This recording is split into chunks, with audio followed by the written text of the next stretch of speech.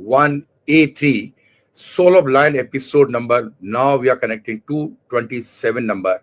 And today we are honored to have the third international vice president candidate endorsed by the board of directors, my dear brother Lion Tony. You can ask him any questions. You can send a message, send your comments. And this number on the screen, you can send the messages on this number. Or if you miss this episode, you must watch in the night on YouTube, Lion Dr. Raju Manwani. You can like, share, and subscribe. But you must watch Lion Tony, such a dynamic person who's going to lead our Lions International in all over the world, more than 200 countries. This program has brought to you by Lions Club of Mumbai Soul, Leo Club of Mumbai Soul, Vishwa Sindhi Seva Sangam, Property Anthem India Private Limited, Lion Nirmal Jain Sir from Kanwel Resort Silvassa, and Lion Alok Harlalka from Gritex. This program has been live telecast in 157 countries. What his achievements, his planning, how as an international director, what things best he has done it, he is going to show us. And our Vice President Lion Navdeep Nigam, the young dynamic person, is going to ask a lot of questions from our brother Lion Tony, and I'm sure that Tony will feel very comfortable. So I would like to request our the Vice President Lion Navdeep Nigam, Lions Club Mumbai Soul, to introduce our today's guest, Lion Tony. Over to you, Navdeep. Thank you, Raju sir. Well, ladies and gentlemen, firstly, wishing all of you, the entire audience of Soul of Lions, a glorious year of 2025. I wish all of you have a fantastic year moving ahead. In the sensational January 2025 series, we have with us today a lion who has been an incredible source of inspiration for all of us with his lionistic excellence and implausible diligence during his entire tenure in the lionistic fraternity. He's a renowned lion whose impact on lionism has added a fresh perspective to the movement globally. He first became involved with the Lions in 1985 with the South of Vermont Lions Club. He has held various offices within the association owed to his steadfastness, including the club vice president, the club president, district governor, council chairperson, and GMT area leader, and many more. Post which, as a testament to his incredible exploits in lionism, he was elected to serve a 2-year term as the director of the Lions Clubs International at the association's 99th International Convention in 2016. Well, in recognition of his service to the association, he has received numerous awards, including a Membership Advancement Key, Club President Excellence Award, the 2 International Presidential Certificates of Appreciation, and various other International President's Awards also. He is also a progressive Melvin Jones Fellow. In addition to his lionistic prowess, he has been active in numerous professional and community-based organizations, including the associate member of the Institute of Community Directors, the chairman of the Step Ahead Australia, the director of the OK Foundation, and chairman of the Lions House Foundation. He's also had a glowing career as a head of operations in the banking industry.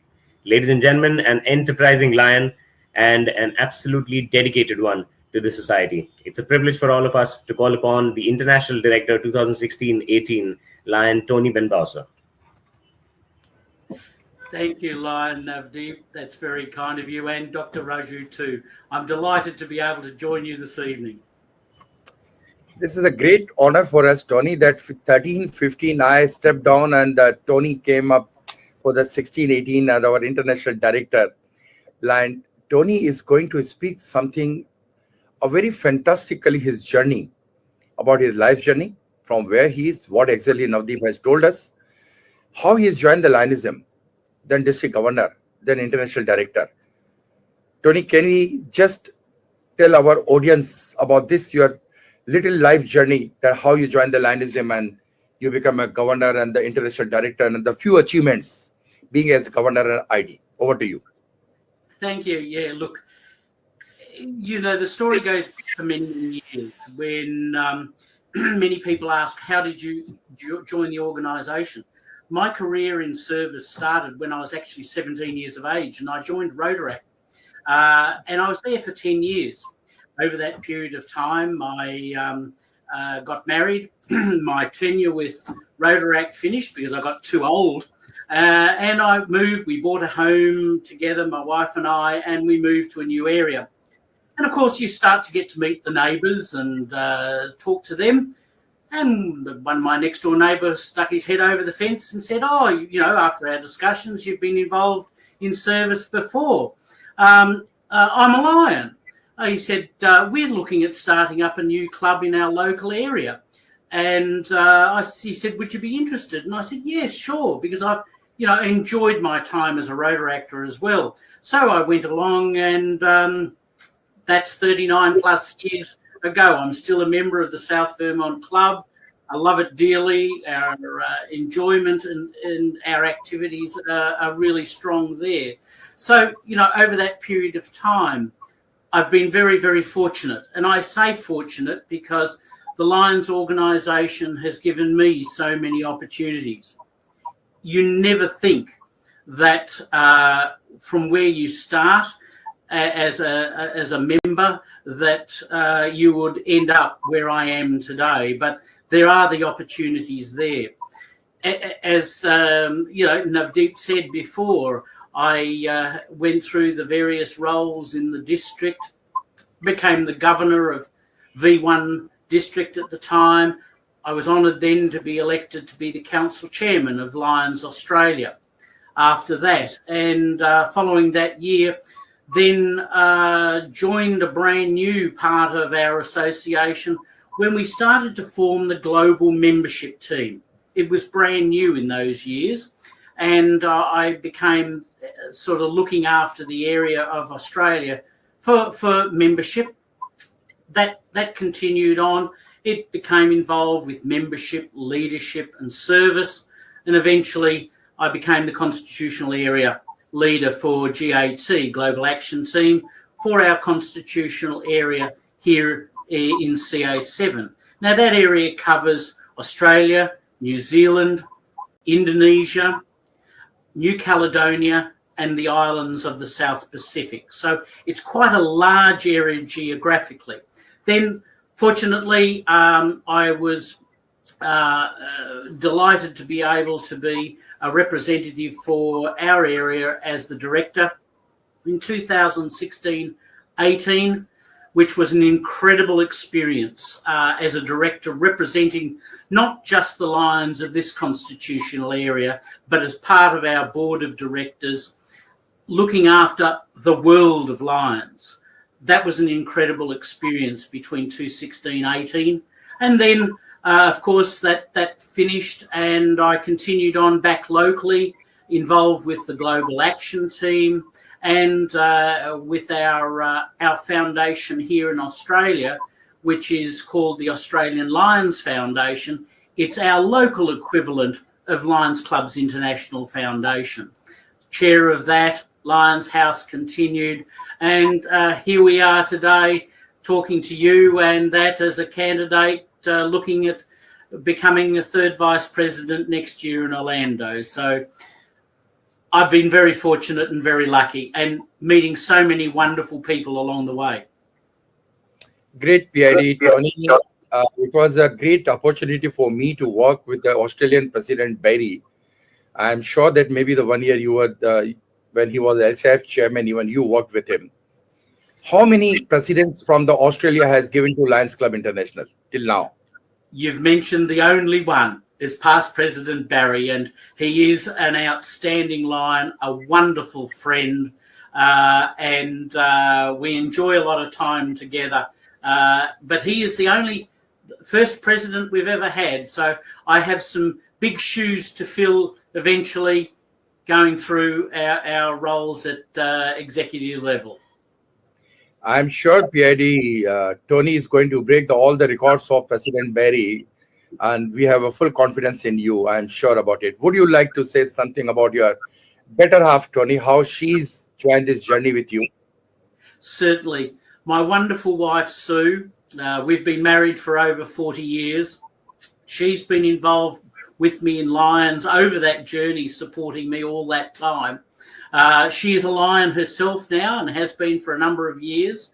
And she's really enjoyed the experiences of what Lions has given us, meeting the people, particularly becoming involved in many of the things that we've seen. recently, of course, you and I have spent the wonderful time in Asami at the forum there, which was just absolutely wonderful. But again, meeting so many people, learning what happens around the world, and in this journey, she's so enjoyed it so much, and she's really looking forward with me to the future and how we can add value to our organisation. That's fantastic. Now you're going to be a third international vice president at Orlando. I'm sure from the last 40 years experience in the Lionism, are you planning to add some value to the Lions Club International, the few things what you observe and you would like to improve? Would you like to tell us? Look, I think one of the most important things for us at the moment in the strategy is to grow our organisation. Our Mission 1.5 is so important to us because that's going to allow us to continue to serve the community around the world. And I'm sure and I'm very confident that we will achieve that in 2027 before, eventually we'll go into presidency. The importance about that is that, we need to work together as individuals, as clubs, as districts, and multiple districts to achieve that end result. And growing on that, everybody will have, over that period of time, our incoming executive officers over the next few years will have their particular focus. Mine, even now, as we sit, has a great focus on environment and particularly youth. Our Leos are so important to us, and supporting our youth no matter where they are in the organisation. And I hope that I will be able to bring forward over the years to come. But the most important thing for us now is to deliver and achieve what our strategies are for our officers now and our organisation, which is well planned, well organised, and we've got the commitment of so many from around the world to make sure that happens. Would you like to tell something about your business and your kids, your family? Yes, certainly. Well, I had a very good career in the banking and finance industry in Australia. Over the period of time, I worked for two banks. I had 33 years working in Westpac Banking Corporation, which is one of our larger 5 banks in Australia. And then I worked for Bankwest. Over that period of time, I held various roles in senior management and executive level with a very, very cross purposes, from financial planning, administration, general management, personnel, even to the extent of one of the roles that I had before I left Westpac was head of their investigations group. It was quite funny, you look at a banker, but I ended up as being a private investigator within the banking industry, looking after those type of things, which is quite unusual. I left there and I went and worked for Bankwest for a period of over 5.5 years, managing their rural operations. I enjoyed my time in that industry. It developed so much, and it gave me many opportunities. You talk about family. As I said before, my wife and I have been married for over 40 years. We have now 2 adult children. My daughter is married, and she and her husband have 2 beautiful children, our wonderful grandchildren. One's 4.5 and one's only 9 weeks old. She's a real gem. And of course, the love of our lives, our grandchildren, as I know many grandparents that will be listening will think the same. My son, he's in his 30s. He's a tradesperson. He has his own business, and he's involved. And both my daughter and her husband and son are supportive. They're not members of Lions, but they are very supportive of what they do. My son-in-law actually assists our 2 of our major foundations. He's a financial planner and advisor, and he looks after a lot of our financials for some of our foundations here in Australia. And my son looks after one of my foundations areas, the Lions House Foundation, which is an accommodation facility in Victoria here that supports families of patients. So the family's all involved in different ways, and I'm so proud of them all.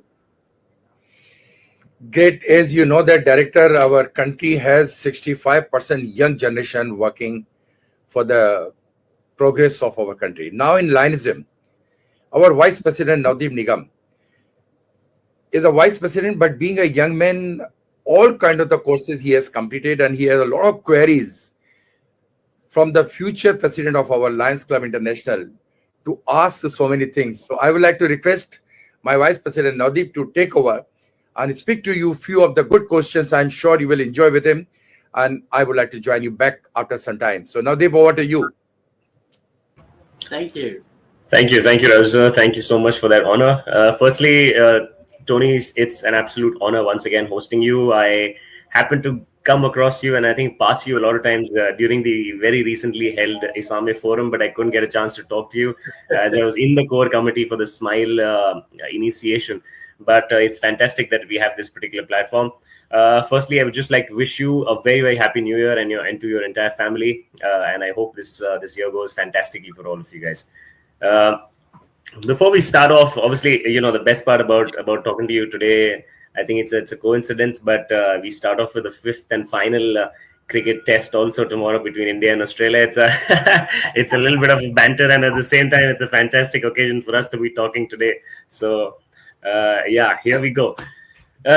Tony, one of my, obviously I represent a particularity of demographic in our organization, which comes with a lot of questions. ISAME Forum also had a lot of new things coming up because of the initiation of the Young Lions program. Firstly, before I delve into those technicalities, I would like to ask you a very fundamental question, which I ask all the people who've gone on to hold the prestigious position of the international director. You have your entire tenure as all the other posts that you guys take up whilst going up to the ladder towards the international director. But when you reach up to the international director post, how has that experience been as compared to the other positions that you held at the club, district, and the multiple level? Thank you, Navdeep. I wasn't going to mention the cricket, but we'll look forward to tomorrow. The position itself is so different from all of the other positions that you've held. It is so much broader, and when you sit on the board, you suddenly your exposure to the world. Whereas as a director, you're looking after a constitutional area, and thinking that as a singular area. But when you suddenly move that in that role to open your eyes, to sit with 34 other representatives from around the world as directors, you start to talk to them.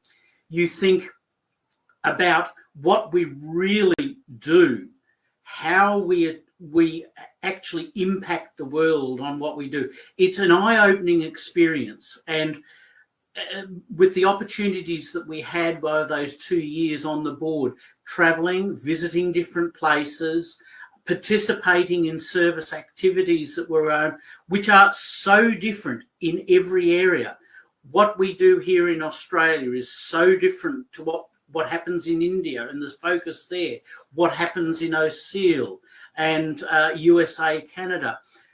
Every ounce of what you get out of it is so different, and it's a real learning curve if you can use that as a basis of it.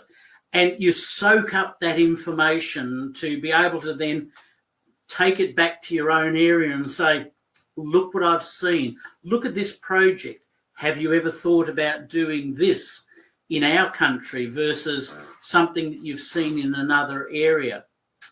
Those experiences were just phenomenal. And both Sue and I, still to this day, look back at the many experiences and the people that we worked with, who we are still very good friends with. Fabulous. I think that's a very perfect answer. Moving on to that particular thing, moving on to the experience that you obviously shared, it's a very prestigious position.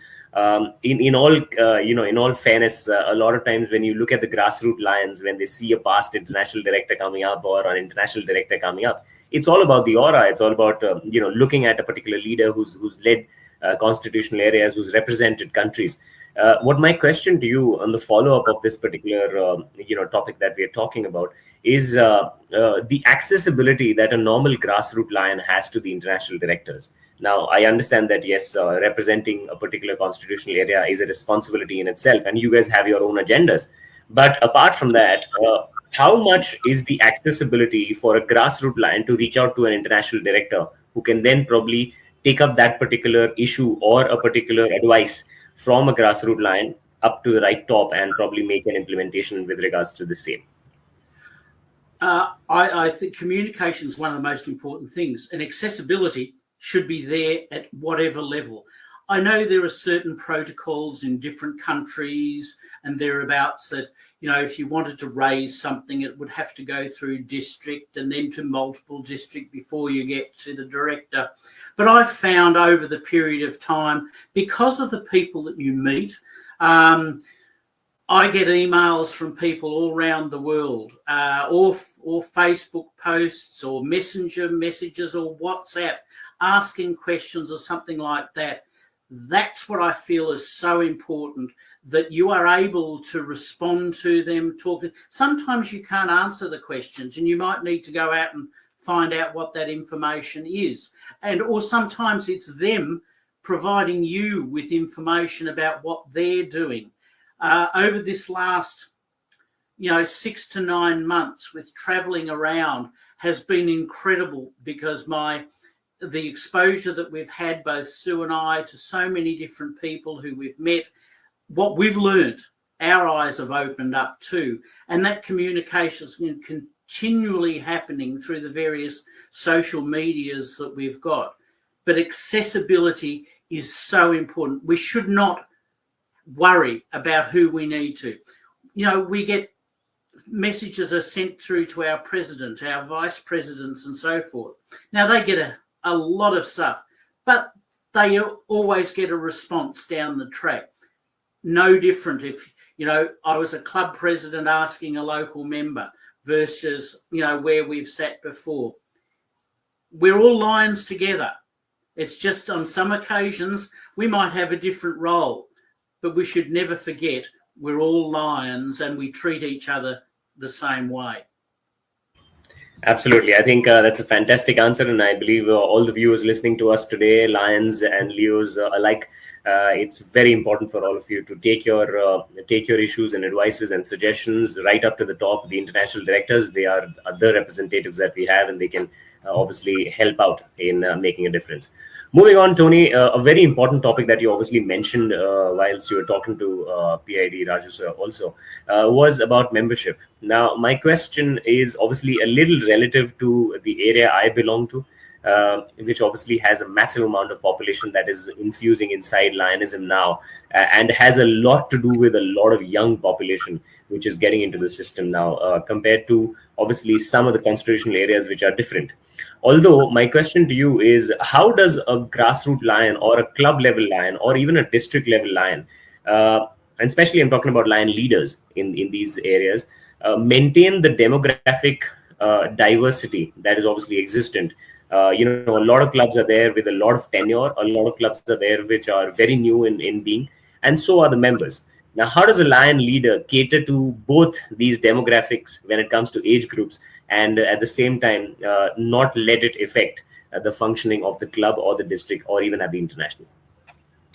Look, that's a very good question. And it really comes down to the ability of the leader too, because when you start to look at representation, demographic representation of a club or a district is so important, and it's balancing the demographics and the needs of the club and the community to attract and balance off what they need.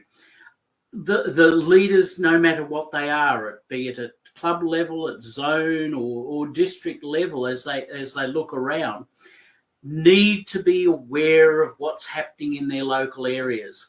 And, you said it exactly the right way, is demographics. We have so many different multicultural areas here in Australia, and we're trying to make sure that we will have, instances of various different clubs on an ethnic base, but there are also populations where you'll have individuals in the area, and we've got to make them feel welcome, listen to them, invite them in and learn from them, because they bring to us so much in terms of culture, of change, ideas.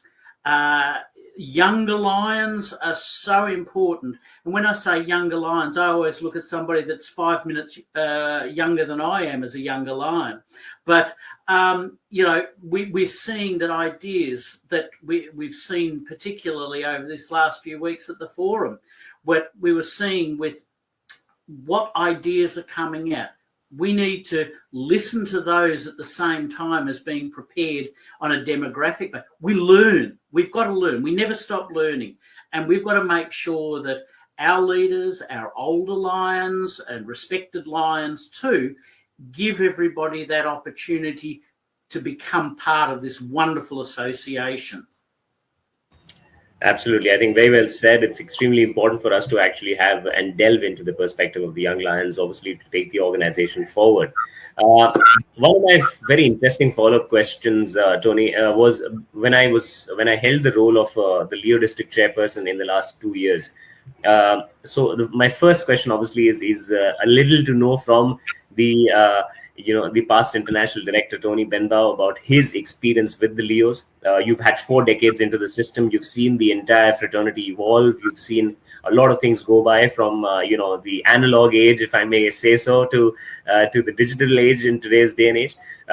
How have you seen, I'll obviously take the Lions perspective a little later, but I would like to know from you, firstly, how have you seen the Leo movement evolve, and how do you see it moving forward in the coming generations? The involvement and the evolvement of it over the years has started to really ramp up. It's so important for us. We need to give opportunities to our younger members of the community, be it school-based or Omega, particularly to show them what experiences they can gain from becoming a Leo. But at the same time, the spread of what the Omega Leos, particularly community-based and others, are able to give to us in this new environment is phenomenal.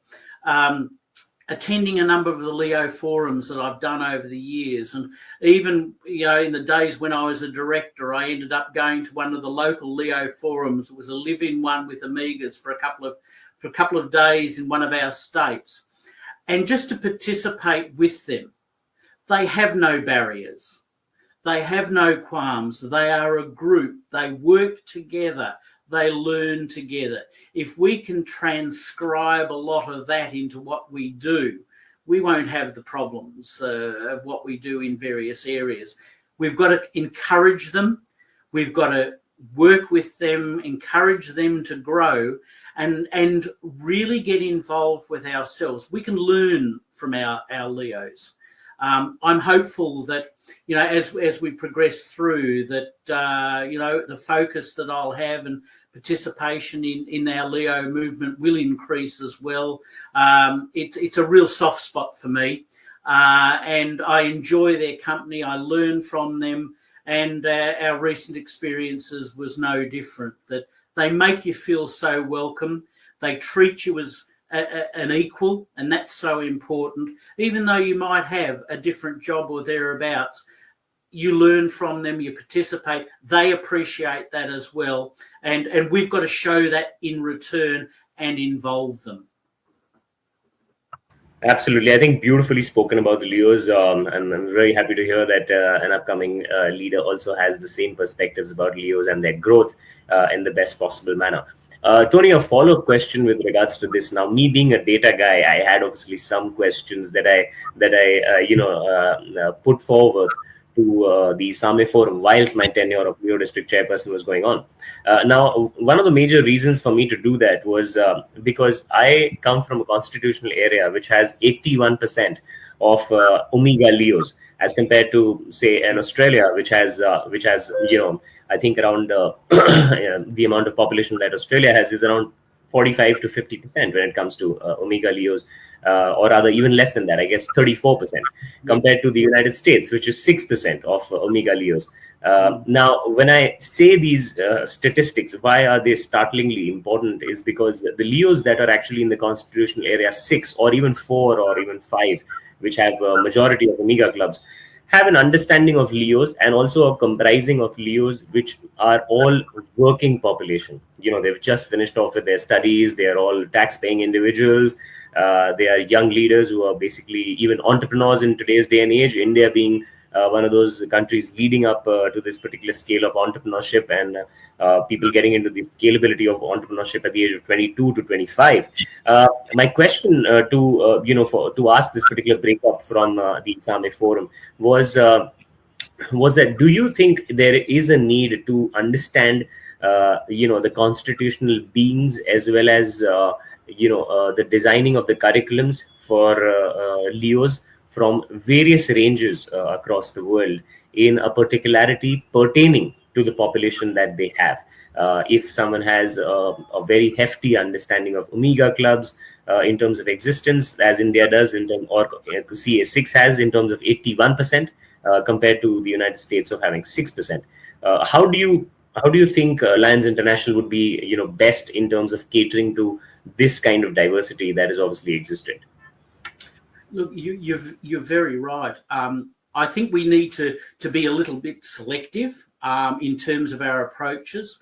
We need to potentially look at it, regionally in terms of a lot of the Leos, because we do have a totally different infrastructure of Leo organisations, be it from Europe, being from Asami, be it even as in Australia. It's a very different structure. And I don't think you can just sort of use the same brush to each of the various areas and look at it. The experience and the time briefly spending with the Leos in Asami, I was just blown away. They were so professional. They were so articulate, creative, and things like that, enthusiastic. Now, the prime example of what could be achieved, and you do have the largest proportion of them. What we need to do is learn from your areas there and see how that can relate to using Australia as a prime example, and say, how can we attract the Leos that we use and see in Asami for their professionalism, for what they do here in Australia? Ours are a very mixed group. We have young professionals, we have younger members, we have university students that are part of it. But there are different approaches that come off. We need to be able to look at each area, but use best practice, if you like, as an example of saying, well, who's achieving what and so successfully? How can we manage that and adapt that? Will that fit in Europe? Will that fit in Asia? Will it fit in Australia or America? And take the best out of it. The only way that we do that, and it's so good to see that we have Leo Lion liaisons that sit on the board. We've got past members that have been in that. They're starting to see a lot more. We need to use that experience to give us more guidance on how it is, and our advisory panel that spreads across the world to be able to receive some of that and provide their feedback through to us. If we can do that, we can benefit from the experiences that have gained. And hopefully, because of the way that you might attract it in your country versus somebody else, say, well, I'll try that because I haven't tried that before. Let's see how it works. It really is a communication base. It's an experience base and a learning opportunities that we've got. We need to do that together, not singularly. Absolutely. I think very well put once again. I believe a detailed analysis on this and a segmentation catering also is something which will be fantastic for the Lions moving forward. Tony, a follow-up question to this. Obviously, we've talked about membership. Coming on to the leadership section now. I have been someone who's been privy to the LLC courses and has been very active in terms of finishing them, along with the Lions Leadership Institutes. What I realized over the past 3 to 4 years, whilst doing the entire, bouquet, if you may say, call upon of the Lions Institutes that we have, or the leadership institutes that we have, do you think with the changing times, and changing times, they are at a very rapid pace, do you think that the curriculums, even for the leadership institutes, need to be looked at in terms of catering to the new age technologies? Just to give you a small example, we have conflict management, which is a very important subject when it comes to leadership institutes. But at the same time, we do not have the implementation of the AI, or we do not have implementation of how to operate the latest Lions portal, which is also a huge thing. Moving on from the database management system to now, the Lions portal, which has a lot of technology intertwined, which can help Lions, but a lot of them don't have the initial understanding of the training. Do you think Lions Leadership Institutes also need to be catered to that particular way, so that they can build 20 to 30 leaders at least from one institute, and they can relay the information out to the other Lions? Yeah, exactly. I couldn't disagree with you. Yes, we do need to do that. Our world is changing around us all the time. Our Lions Leadership Institute and what it has at the moment is outstanding. It's recognised on the world stage for the programs and the training courses that we've got. And behind that, of course, our training courses that developing up with FDI and LCIP at the training at the top level is excellent. But yes, we need to be always constantly looking at what the curriculum is and amending it. You said AI. AI is becoming such an integral part of the world at the moment. And we, even are looking, through many of the facets of our areas in AI, are bringing that out to the focus of it. I've been blown away by it, and it's only a small proportion of what there is out there. But we could give our Lions the opportunity of it, using our LCI background and information of it. We've got professionals that could help and put that to place. Everything needs to be reviewed on a constant basis and added to it. A perfect situation, a perfect example of what we need to implement. The basics we've got is tremendous. And some of our leadership theories that we've got in place that we're teaching will not change. They're very, very, they're basic, they're theoretical, they're deliverable, and so forth. But yes, we need to move with the times. And look, I believe we are doing that, and we're starting to get involved with looking at these new things. But as you look at it, when we've got such a broad base of over 1.4 million and hopefully 1.5 very soon members, we need to cater for everybody. The wheels do take a little while, as I've learned over the years, to turn over. But yes, we need to do that. Absolutely. Moving on to something which is a little been a fun inclusion, very honestly speaking, Tony, is the marketing vertical that Lions International has now delved into.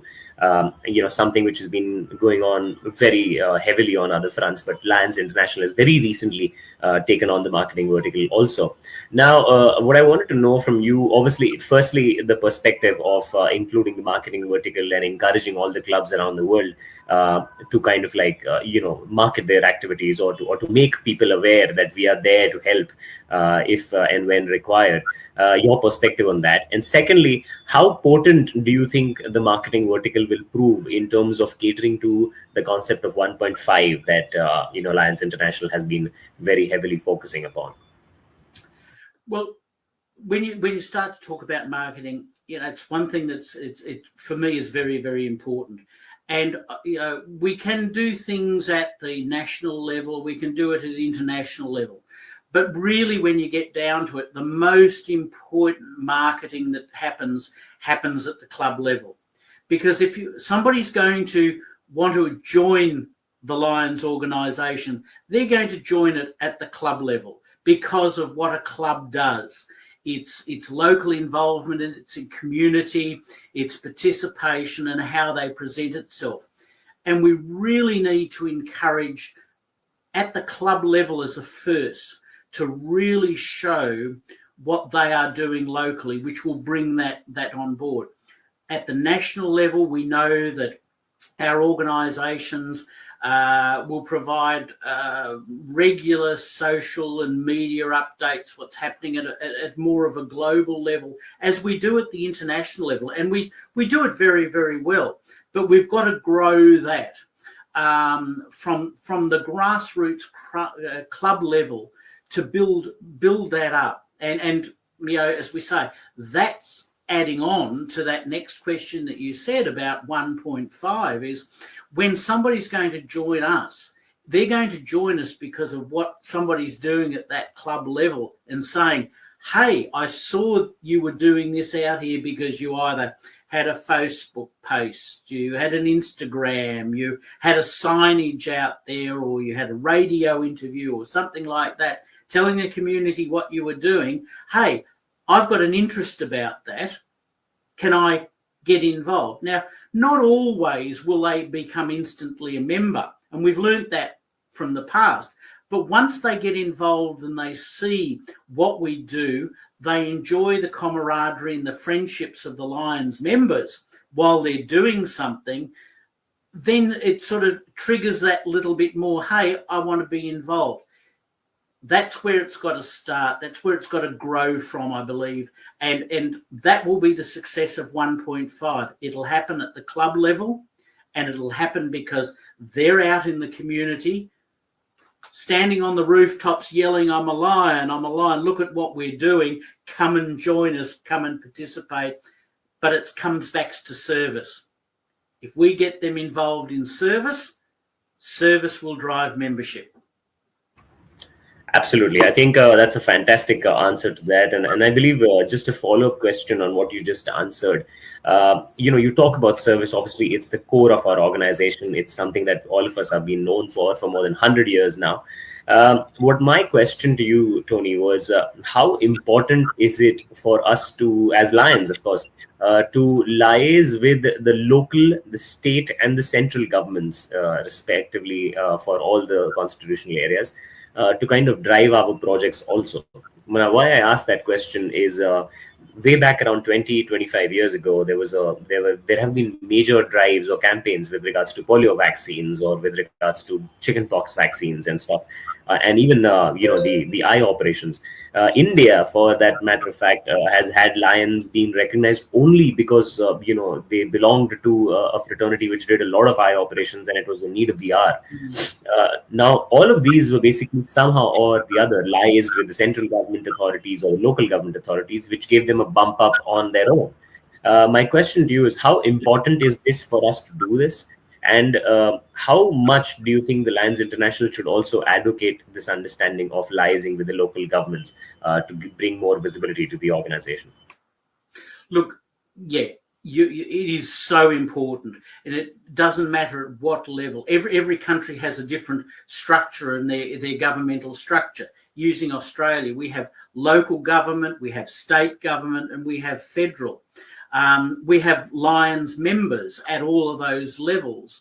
But from a club perspective and a Lions, but we need to work closely with them, because many opportunities will come up because of the involvement and their awareness of what we do in times of disasters and things like that, which Australia is certainly well known for. And I know it happens in India, particularly when you have the floods. We have the floods, we have the fires and so forth. Our governments are now becoming aware that particularly Lions play an integral part in the support process of after the events. They come to us. The only reason that that's happened is because we've persistently knocked on the doors, telling them what we do, involving the government members as Lions or as honorary Lions, or keeping them as a communication, inviting them to what we do, and have at different places patrons of Lions. The UK has a member of the royal family as a patron of Lions. Australia has the Governor General as a patron of it. Others have everywhere else. The influence that happens is very important. From an LCI point of view, yes, they do talk to governments. We see our president and past presidents and vice presidents, when they travel around the world, they, on most opportunities that they get, will meet with the prime minister or the president of the countries that they're in to give them an exposure to our organisation. We must do that and continually do that. On a country-by-country base, it's so important, because if we want the support sometimes with our projects and the deliveries, we need the governments and others to help us. It's a priority that we need to do at all levels, from club through to the national level. Fantastic. I think that's another deliverance which I believe is extremely important for incorporation within the Lionistic fraternity. Moving on, Tony, a follow-up question to liaising with the governments. Now, privatization is something which has obviously gone on globally. It's a major thing which is going on in every country in today's day and age. But with the interim understanding and inclusion of the bills, CSR has become a very, very big topic. It's become something which is highly delvable for a lot of organizations. If the project reports and the manual understandings are clear, then any organization for that matter, and especially when you have a backup of Lions International as a tag for you, can approach the CSR organizations for the funding. Now, my question to you, sir, is during my tenure as the Leo district person, a lot of Leos also came up with remarkable projects, but obviously had some sort of problems in terms of the routing of the funds, which are obviously having to be done through the Lions International, as well as the parent club accounts, I believe, because the Leos, can't have a service account as of now in accordance to the constitution and bylaws. Do you think with, the possibility of certain Leos or certain Leo clubs or certain CAs, constitutional areas, which are having a majority of Omega clubs who are well versed in terms of, auditing their accounts as well as maintaining a high amount of money, would be in good stead if they are able to kind of, allowed to have a service account and cater to various projects through the CSR intimations? Well, it's a hard one, I must admit, Navdeep, to answer, because every country has different arrangements of what they're allowed to do, and the constitutions of our organisation also has an impact on what we're allowed to do. The overall control, of course, and the responsibility sits with the Lions Club to have the commanding view, if you like, of what happens. But also to say, for instance, we have an incorporation requirement here in Australia, and that incorporation requirement does not allow for a Leo club to exist on its own. It must be part of a Lions Club with that overall. Now, that might be different in other countries, which I'm not aware of, so it's hard to comment. But I think in part we've got an opportunity to investigate what happens in other areas, what's allowed for these countries, how they can do it. And as long as there is the responsibility that they know and undertake, they're adults, they're young business professionals. They need to be given the latitude as well. We'll still always have the overview of a Lions Club with it, but again, a lot depends upon country requirements and what they're allowed to do in their constitutions too, with subgroups. Absolutely, I think very well put. It's obviously something which is not that easy in terms of implementation right away. But yes, of course, I love the perspective that you have about it, and being very open to it, I believe, is the start to it all. Moving on, Tony, a very exhaustive session already, but I've loved the conversations. It's been fantastic. A little to know from your end about the latest infusion that Lions International had, which was the Smile, incorporation during the Summit Forum by, our GAT area leader, Lion Sunil Kumar sir, which was basically to accelerate, the inclusion of young lions and to give them a platform to come and, divulge into idea sharing as well as propagating their own opinions. Your perspective on this, and also how do you see this particular initiative affecting the conversion of young Leo lions or young lions, or rather young Leos and young Leo lions into the Lions fraternity post they finish their tenure in the Lions or in the Leos? Yeah, look, the Smile approach was just brilliant. It's an incredible concept that's really developed up. It gives opportunity. It gives involvement. One of the wonderful things about it is it also gives recognition of people of what they've achieved from very humble beginnings, if you like, but what they've been able to achieve as part of this and grow. That's so important. I think the concept has got so much potential to be adapted across our organisation. And also, too, it's an encouragement for our Leos to become involved and become Leo Lions, and then Lions in their own right, when they can see that there is a pathway and an opportunity where they are supported. And that's, I think, so important. They're supported because of the concept, because of the involvement of the Lions that are driving the program, and they can see something for it, and they're acknowledged for the efforts they put in. Whether they achieve at the highest level or not, they are acknowledged about the successes of what they're achieving, how they're developing. This has a great potential across all areas. And, again, this is one of these things that we need to bring through, and using our Leo Lions as well on the board liaison, as well as we have an incumbent vice president, soon to be a president, who sees this as well, and he sees the benefit of it. And that's what you need, is when leadership sees something that's so good, it needs to broaden. So I would encourage that to be looked at. I know I've spoken to people back here in Australia when I've come back on some of the projects that we came across at Asami, and they're really keen to find out more about it, particularly the business side of things as well as the Smile approach. And that's a potential that we've got to attract new Lions as well as Leos and others to participate. It's fantastic. Fabulous. Tony, you've had great perspectives and a very open mind in terms of giving your opinions about the new infusions that obviously Lions has been having. Three things that I would love to talk about. One of them you obviously just mentioned about the Lions business network that is obviously being one of the latest incorporations in the movement. Along with this, the concept of specialty clubs.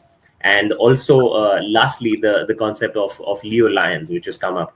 All these three concepts are, I believe, more than maintaining the membership. I believe they are the ones which are going to be driving our membership in the future at a very large scale.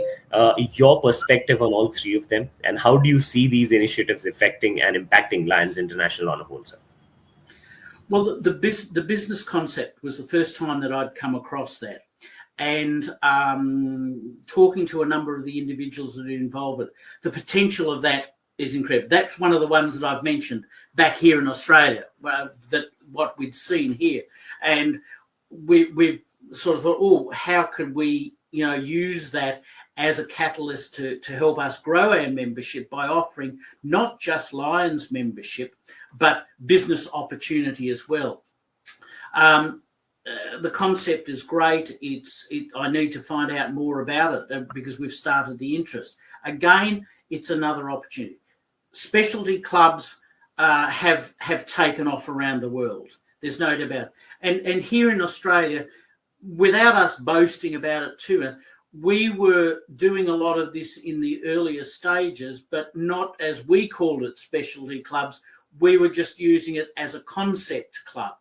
And when they reframed it and said specialty clubs, we'd identified that we'd have something like about 30 clubs around Australia that were of specialty nature.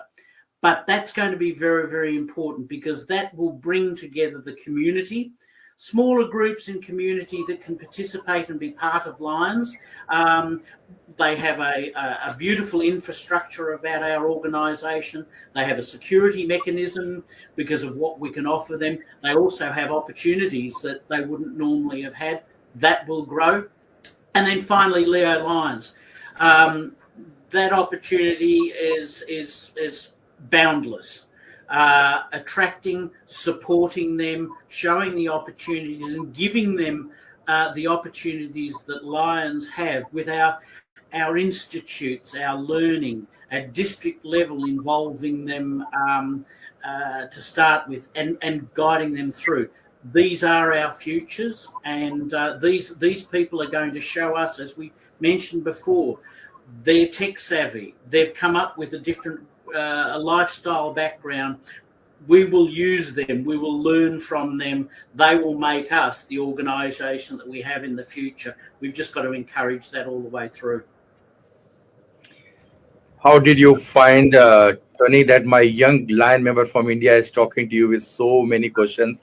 And what a great eye-opener session with you today. Oh, look, I've absolutely loved it. Dev, thank you so much for having the time. I've thoroughly enjoyed it. These type of things are so enjoyable, and to be able to participate in it to you, your listeners and your participants around the track, it's a wonderful opportunity, and I really enjoyed it. Thank you. Tony, would you like to tell, after doing so many things in your life, are you getting the time for yourself and your hobbies? Well, I don't really have a lot of hobbies, as you said, Raju. It's Lions has been my hobby since I retired. I've been retired now probably about 10, 11 years. Lions is a hobby for me, but I do get the opportunities. Today here in Melbourne, it's been a beautiful day, mid-20s, and I've spent the day outside around my home, in the garden, relaxing, just pottering around, doing that type of things. All my family, my kids are away at the moment, and grandchildren, so it's just Sue and I relaxing, and that's the nice thing about it. The occasional time I might get have a game of golf, but that's very rare these days. But time spent at home is very special for us, and particularly any opportunity that we can catch up with our kids and our grandkids is always so important. And I know they're all coming back at the weekend, so there'll no doubt be time for us before we head off to the FOLAC Forum in Brazil. We always used to bet with Barry whenever India and Australia match was going on, that time when we were there in the board of directors. As rightly said by Navdeep, that tomorrow, the full and final test match between India and Australia. What do you think? Who have I got a barrack for? You've got to say that. We're two in at the moment. I've got to go for the same. It's been great. You know, the holiday period here gives you the opportunity to sit in front of the TV and watch cricket. I didn't get to the match, but obviously the support here in Victoria, it was the highest test participation for the test in Melbourne of over 370,000 attended the 5 days, which is a record. So it shows how sports mad Australians and Victorians are. If we're not there in person, we're watching it on the television. So I've just got to go for the Aussies. So let's wish each other all the best, and I'm sure the best team has to win. Tony, before going, because now we just left out with 50 seconds and all, so what best message you would like to give it to all the listeners in the world listening to you today? Look, I'd just like to say to all of the listeners, Lions International is just a wonderful organisation. Our participation and what we achieve as a community and what we give back to the community is boundless. For those that might be listeners and are not members, think about it. Come on board, join us, become part of the world's best, largest service organisation, and enjoy the camaraderie, the friendships that we have, and see the successes of what we can do for our local community. As a Lion, you get the benefit. The Lions of India wishing you all the best, Tony, that you come out with something flying colors, and we are there with you. Wherever you need us, the Indian Lions are there with you. So wish you all the best to you. Nadeep, before Tony leaves, please word of thanks, and we can say goodbye till the next, when he'll become an international president. We'll call him again. Yes. Absolutely. Raju sir, firstly, thank you so much for giving me the opportunity to host Tony. It's been a fantastic session that we had. Tony, kudos to you.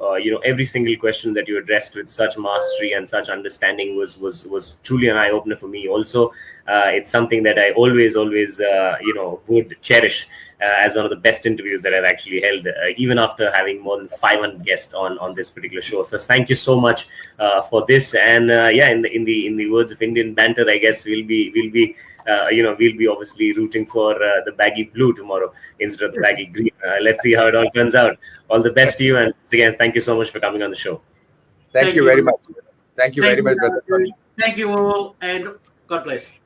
All the best to you, and regards to Madame. Thank you indeed. Bye for now. So this was our third international vice president, Lion Tony, who is going to come as an international vice president in Dorsey at USC. And it's a fantastic, the very dynamic person, and I'm sure he's going to give a lot of things to the Lions International. So see you till the next episode. Good evening, good afternoon, and Jai Hind.